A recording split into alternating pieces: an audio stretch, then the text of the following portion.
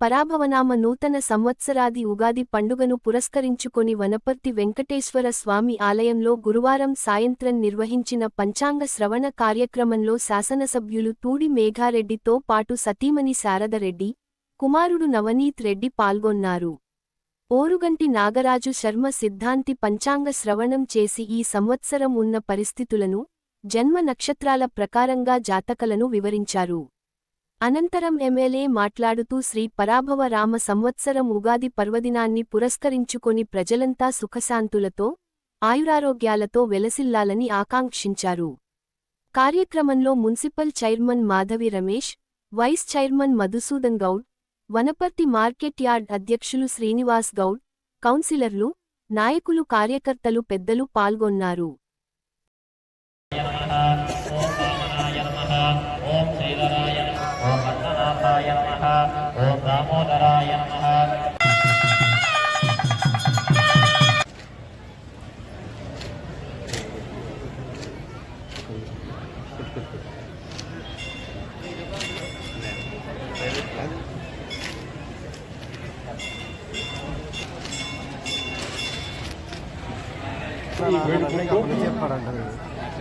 రోజులు పని చేస్తారు.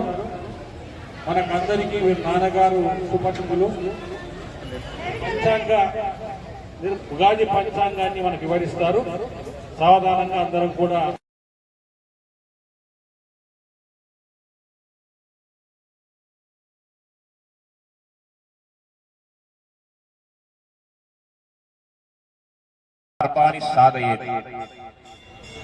ముందుగా కాలాన్ని తెలుసుకొని పనులలో విజయాన్ని సాధించవలనని శాస్త్రవచనము. అట్టి కాలాన్ని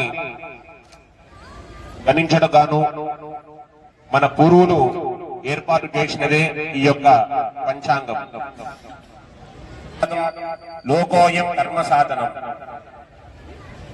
ఇది వార నక్షత్ర యోగ సంస్కృతికి తర్పణాలు.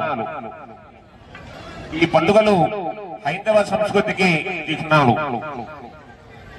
అల్పితరో నిత్యం జన్మనో మమకారణే ధర్మార్థ పురుషార్థేభ్యః ప్రణవం సాత్ ప్రణమామ్యహం.